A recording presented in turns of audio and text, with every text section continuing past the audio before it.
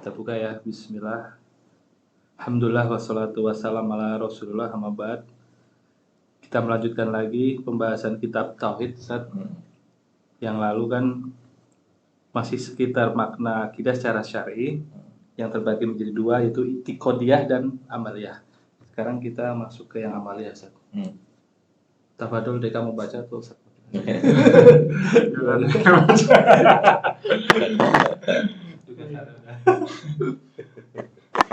Bismillah, wassalatu wassalamu ala rasulullah. Kitab Tauhid karya Syekh Saleh bin Fauzan Al-Fauzan yang telah diterjemahkan oleh penerjemah. Masih seputar makna akidah secara syar'i. Amaliyah adalah segala apa yang berhubungan dengan tata cara amal. Misalnya, sholat, zakat, puasa, dan seluruh hukum-hukum amaliyah. Bagian ini disebut far'iyah, cabang agama, karena ia dibangun di atas i'tiqadiyah. Benar dan rusaknya amaliyah tergantung dari benar dan rusaknya i'tiqadiyah. Maka akidah yang benar adalah fondasi bagi bangunan agama serta merupakan syarat sahnya amal sebagaimana firman Allah Ta'ala. Barang siapa mengharap perjumpaan dengan Rabb-nya, maka hendaklah ia mengerjakan amal yang soleh, dan janganlah ia mempersekutukan seorang pun dalam beribadah kepada Rabb-nya. Surat Al-Kahfi ayat 110.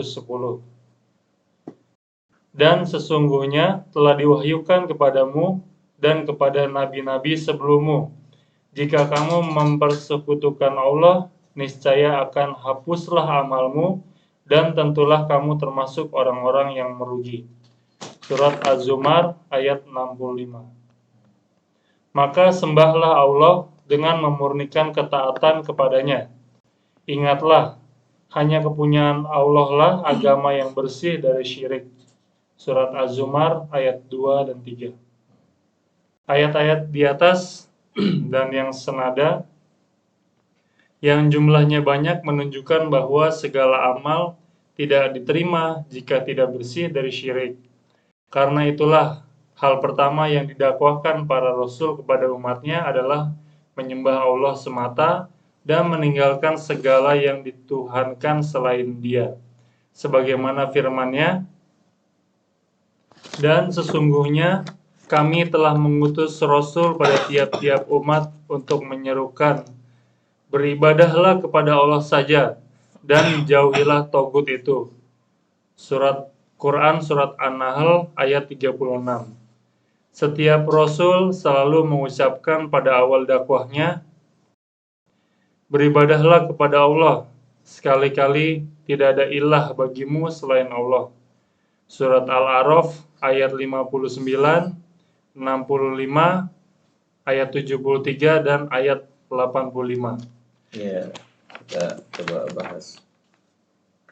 Jadi yang kedua yang diarahkan oleh Syekh Shalih Fauzan adalah amaliyah, syariat amaliyah. Yang syariat amaliyah berhubungan dengan tata cara ibadah. Yang kalau kita pahami secara yang tadi kita telah bahas, sebelumnya kita bahas, walaupun amaliyah itu amaliyah yang bagus gitu kan, amaliyah yang tepat gitu kan, tapi ketika i'tiqadiyahnya nggak tepat, maka tetap aja nggak jadi apa-apa gitu, tetap nggak jadi apa-apa. Seperti tadi misalnya, kalau kita bicara bangunan ya kan, karena Syekh mengumpamakannya dengan bangunan. Kalau ketika kita bicara bangunan, dari seluruh komponen yang terbaik sudah dibeli gitu kan, semua komponen yang terbaik sudah dibeli, sudah disiapin, cuman nggak ada pondasinya, kan tetap aja nggak bisa dipakai kan? Iya, artinya gini, genteng udah dibeli, apalagi misalnya, kemudian pintu udah dibeli, cuman mau bagaimana, nggak ada apanya, nggak ada rangka utamanya, nggak ada. Jadi kayak gitu, jadi sampai kayak begitu. Nah makanya ketika ada asasnya atau i'tiqadiyahnya itu nggak goyang tuh, dia nggak akan terpengaruh dengan situasi dan kondisi gitu. Dia nggak akan stres. Artinya dia jalan sedapatnya aja gitu, dapatnya gimana ya udah begitu. Karena tujuannya memang ya, kalau orang yang tahu tujuannya dari sebuah ibadah ya satu, yaitu masuk surga gitu. Itu masuk surga. Maksudnya gini, ya. Contoh nih, kita ambil contoh nih. Misalkan kita belajar nih, tujuan kita belajar misalnya apa? Hafal Quran misalnya. Tujuan kita belajar misalnya hafal Quran. Tapi ketika kita nggak hafal-hafal, ya kalau memang tujuan hafal Quran, pasti kita nyalahin diri kita, ya kan? Nyalahin situasi dan kondisi. Iya, nggak terima gitu kan, kenapa ya gini apa namanya, kenapa ya nggak bisa ya, kenapa lambat ya, kenapa seperti ini, kenapa seperti itu gitu kan.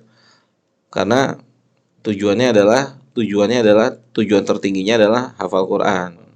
Tapi kalau tujuannya adalah masuk surga, ya kalau itikadnya benar, keyakinannya benar, asasnya benar, asasnya itu masuk surga, dia nggak peduli dia mau hafalnya cepet, hafalnya lambat gitu kan, atau nggak hafal, yang penting dia udah berusaha gitu. Karena proses di jalan rel gitu. iya, artinya gini nih, anak kasih analogi sederhana gini kan, seperti kalau nggak salah di Masjid Al Jihad itu ya.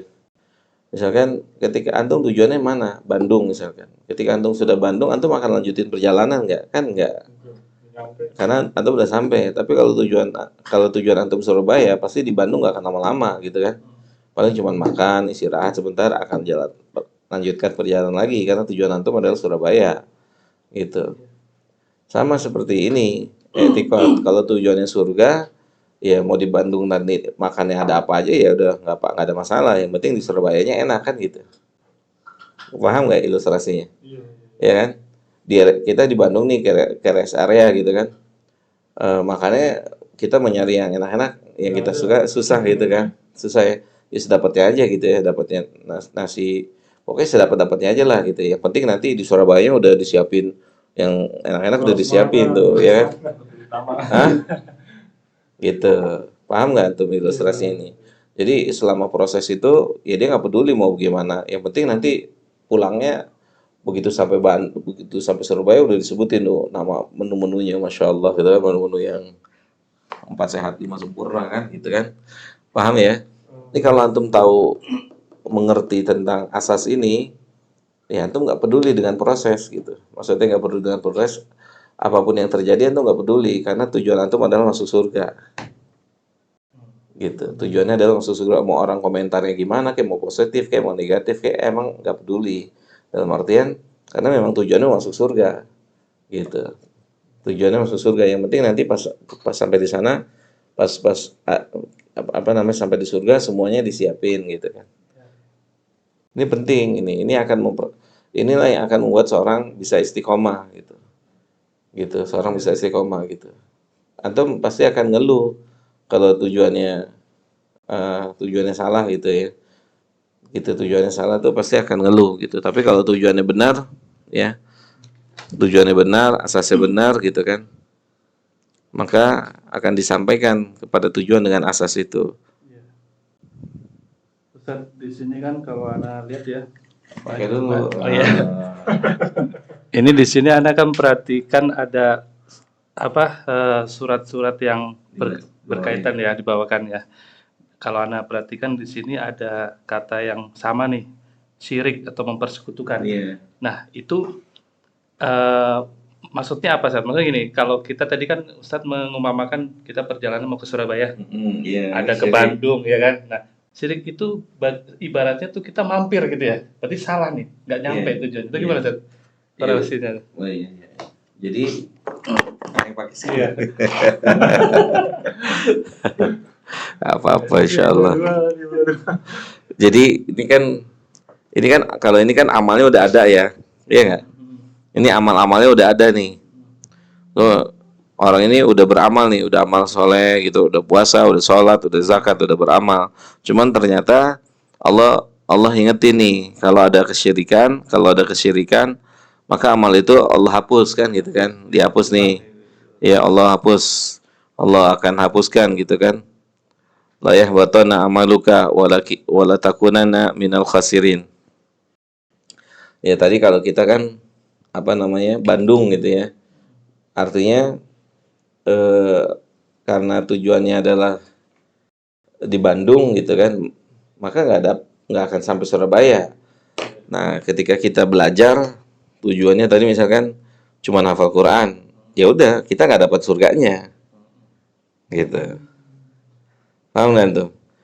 Tujuan belajar misalnya kuliah di Madinah, kuliah di Libya gitu, maka kita terancam nggak dapat surganya karena target itu. Paham kan tuh? Antum udah merasa cukup gitu, udah cukup karena antum sudah sampai Bandung, udah cukup gitu kan, padahal kan seharusnya Surabaya gitu. Akhirnya ketika antum bilang kok aneh nggak dapat apa-apa sih gitu, ya karena antum sampai Bandung nggak sampai Surabaya. Nah, inilah syirik gitu, karena antum bukan buat saya gitu kan, maksud paham dan tuh, karena seharusnya tujuannya makanya memang belajar ikhlas aja nggak beres-beres gitu, pasti ada miss lagi, ada perbaruan lagi, kayak gini lah. Contohnya sederhana deh, misalkan kayak tujuan antum, ketika antum tujuannya adalah hafal Quran, ya bagus itu ya, tapi kalau itu jadi tujuan utama, ketika sudah hafal Quran kan akhirnya berhenti nggak? Udah berhenti kan? Udah final. Tapi sebelum hafal Quran, antum akan cari cara bagaimana bisa selesai hafalannya kan? Entah cari pondok Qurannya, entah cari gurunya, macam-macam nih. Artinya komponen-komponen yang bisa membuat antum hafal Quran tuh antum akan cari kan? Siapa nggak? Sahih kan begitu komponen. Ya dicari begini sampai titik akhirnya alhamdulillah antum hafal Quran nih misalnya. Maka kalau memang itu adalah target utamanya, udah antum akan berhenti di situ. Kenapa antum nggak murojaah lagi? Kenapa antum nggak ngulang pelajaran lagi? Karena udah hafal. Ngapain lagi? Karena udah hafal, udah selesai, gitu. Padahal, iya, artinya kita nggak bicara tentang hafal Qurannya aja ya, tapi bicara tentang seluruh amal begitu, seluruh amal. Kenapa orang nggak konsisten? Karena target amalnya apa? Itulah yang membuat dia bisa konsisten atau tidak. Target amalnya. Kayak Ana bantuin antum nih misalkan, Ana kasih antum misalnya setiap bulan infak nih, Ana infakin antum, bantuin antum, itu akan berhenti tuh kalau targetnya adalah Ana dikenal muhsinin gitu, Ana dikenal orang baik gitu. Kalau targetnya itu, ya kan, kalau targetnya sudah itu ya udah cukup, udah mau apa lagi? Udah dapat gitu kan, udah mau apa lagi? Udah cukup, udah pokoknya udah merasa udah puas gitu. Padahal kan harusnya kan targetnya kalau masuk surga, kalau dipuji di sini ya biasa aja, mau dipuji mau dicela nggak ada masalah kan gitu. Bisa dipahami nggak? Kenapa nggak sampai Surabaya gitu kan? Lah karena antum niatnya kan enak cuma Bandung doang berhenti gitu. Kenapa? Ternyata makanya kan kenapa ada penghafal Quran masuk neraka gitu kan? Kenapa ada apa namanya yang infak sodako muhsinin masuk neraka? Karena niatnya berhenti sampai disebut qori kan gitu kan, dipuji sebagai ahlul ilmu, niatnya berhenti di situ, tujuannya berhenti di situ. Paham nggak tuh? Berarti harus mulai dirubah niat ya. Iya. Target ya. Targetnya apa? Masih bisa dirubah ya. Masih bisa remedial. Iya. Jadi targetnya memang surga. Kalau antum perhatikan ayat Al-Quran dan hadis Nabi, ya amal-amal itu selalu diiringi dengan surga, nggak ada iming-iming atau nggak ada tawaran-tawaran yang lain. Udah surga, karena surga udah paling ngetop, itu udah paling pol gitu kan. Jadi nggak perlu lagi ditawarin, misalkan antum rajin ngaji nanti dapat kebuli mah nggak ada apa-apanya gitu kan. Tuh tuh. Gitu. Antum kebayang nggak ini? Gitu. Jadi kenapa yang hafal Quran kok mentok di neraka gitu sebagiannya. Kenapa yang muhsinin? Kenapa yang mati di medan jihad mentok di neraka? Ya karena niatnya sampai di situ. Paham nggak tuh? Niatnya cuma sampai di situ. Padahal niatnya harusnya. Nah kalau dia misalkan nih, kalau misalkan seorang yang menghafalkan Quran niatnya masuk surga, dia nggak peduli mau hafal mau enggak, yang penting dia ngapalin gitu kan? Ya nggak? Saya nggak. Kalau memang tujuannya surga, mau hafal kek, mau enggak kek, itu mah hadiah dari Allah. Makanya anak sering bilang, pinter itu hadiah. Ya kan? Anak sering bilang di majelis itu pinter, hafal, pinter. Berarti dengan kata lain sebenarnya ada statement dari Allah nih ya. Iya. Bahwasanya proses itu sangat dinilai. Proses itu dinilai. Proses Bukan target harus apa. enggak, bukan Allah nggak lihat target kita di sininya. Yang penting kita targetnya sampai Allah apa enggak. Kalau targetnya sampai Allah, ya, ya pasti dia akan terus berjalan. Pasti berjalan karena kan dia belum nggak akan pernah sampai target kecuali kalau dia udah mati kan. Kan masuk surga kan nggak masuk surga kecuali dia udah mati dulu kan gitu. Itu mau mati duluan. Cukup saya. Belum tentu juga kan masuk surga. Kan gitu jelas ya. Makanya ya pertanyaan antum berarti kalau misalkan kenapa orang nggak sampai Bandung gitu kan, nggak sampai Surabaya, ya karena niatnya ke Bandung. Kenapa nggak sampai di surga? Ya karena amalnya niatnya sampai di situ. Ya, kalau dalam istilah agamanya dia melakukan kesyirikan, gitu. Iya, salah niat gitu kan, salah niat, salah tujuan gitu. Iya, puncak targetnya bukan buat Allah, bukan buat masuk surga gitu. Kan kalau puncak targetnya mau masuk surga, kita ilustrasi sederhana, ya apa namanya, memberikan contoh deh biar lebih gampang. Tadi ketika di Bandung mau makannya ada apa aja nggak peduli dia orang, ya kan? Begitu udah sampai rest area di Bandung nih misalkan ternyata ya ada makanan agak asem misalkan gitu kan. Mau istirahat banyak nyamuknya, WC-nya nggak bagus, nggak bersih. Ya, dia nggak peduli, emang bukan dia mau mukim di situ, dia bukan mau di situ gitu kan. Tapi kalau tujuannya Bandung, oh dia pusing tuh, ya. Kok ternyata gini sih di Bandung, ya kan? Di Bandung cuma dapetnya gini doang, gini doang, gini doang, gini doang. Karena tujuannya Bandung. Tapi kalau dia tujuannya surga, mau di Bandung dapat bagus, nggak peduli tuh, ya nggak? Paham. Paham nggak tuh? Pelajarannya ini ya. Iya, gitu. Ini akan membantu proses seseorang untuk bisa istiqomah, gitu. Ini akan membantu kalau orang ini benar-benar paham, akan membantu istiqomah. Satu lagi deh contoh misalkan, ya biar lebih yakin gitu ya, lebih mantep. Kayak tadi misalkan seorang yang mau kuliah di ITB misalkan gitu kan, pasti dia akan selalu update kan, update apa? Persyaratan, ya enggak? Karena kuliah targetnya adalah ITB gitu kan misalnya. Maka dia akan terus update tahun ini persyaratannya nilai berapa, apa aja yang dibutuhkan, usia bagaimana, gimana. Pasti dia selalu update tuh, ya kan? Kenapa? Karena dia mau masuk ITB kan gitu. Sampai pada akhirnya misalkan qadarullah dia diterima di ITB nih. Kan begitu diterima di ITB udah. Artinya udah tercapai kan, berarti kan sudah tercapai gitu kan. Artinya sudah tercapai, dia nggak akan update lagi, orang udah capek gitu kan. Udah dapat ya. Udah masuk, ngapain lagi? Ya kan? Udah masuk, makanya kan kenapa yang udah masuk ITB yang pintar-pintar ya enggak kan gitu. Ya karena tujuannya mungkin kalau yang pintar itu seperti orang yang misalkan hafal Quran, kenapa dia bisa istiqomah terus, ngafalin lagi, murojaah lagi, ngafalin lagi, murojaah. Nah, itu niatnya benar. Berarti niatnya memang bukan, niat tertingginya bukan di Qurannya maksudnya, tapi niat tertingginya memang masuk surga itu. Makanya dia bisa istiqomah. Makanya kan ada nggak yang ketemu masuk di ITB misalkan, atau di kampus-kampus yang ternama misalkan, begitu udah masuk justru malas-malesan kan? Ya, justru malas-malesan. Pasti ada aja kan? Hah? Niat awalnya. Iya, pasti malas. Mungkin dia mau masuk ITB, yang dia mau kejar adalah pamor kan gitu kan? Pamor nih, gue mahasiswa ITB, padahal begitu kita ketahui nggak taunya dia dari DO dari ITB-nya kan, nggak sampai lulus. Jadi bukan lulusan ITB tapi gitu, bisa dipahami nggak?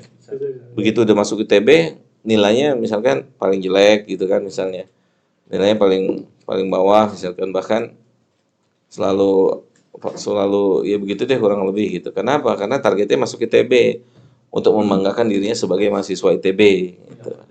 Yang penting ITB kan gitu kan, yang penting ITB.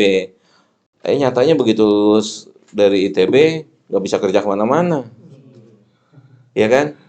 Ada nggak gitu? Ya kan? Iya kan? Begitu lulus ITB nggak bisa kerja kemana-mana, padahal dia ITB gitu loh. Ya misalkan ya dari nilainya aja jelek misalkan gitu kan, perusahaan juga mana yang terima kan gitu ya. Skillnya nggak bisa apa-apa gitu kan, walaupun dari ITB kan gitu kan, skillnya nggak bisa apa-apa, walaupun hafal Quran kalau niatnya nggak benar kan tetap aja masuk neraka gitu. Walaupun misalnya jago bahasa Arab, misalkan banyak hafalan hadisnya, paham ya gitu. Tapi kalau tujuan masuk ITB adalah ilmu, atau tujuannya adalah mengembangkan pengetahuan, begitu udah masuk ITB justru bukan kendor, makin semangat kan gitu kan, sampai dia punya prestasi kan gitu. Wallahu alam, saya rasa kita cukupin dulu ya, mudah-mudahan bermanfaat. Kita cukupkan kan kita baca doa karamat majelis. Subhanakallah wa bihamdika asyhadu an la ilaha illa anta astaghfiruka wa atubu ilaik. Assalamualaikum warahmatullahi wabarakatuh. Rumah musafir adalah sebuah rumah yang insyaallah ta'ala kita rencanakan untuk menjadi salah satu tempat diajarkan ilmu-ilmu agama secara dasar, atau ilmu-ilmu dasar agama. Punya satu ya, jadi gantian. Mix satu buat semua. Satu buat semua, insyaallah kedepannya ada itu ya, insyaallah.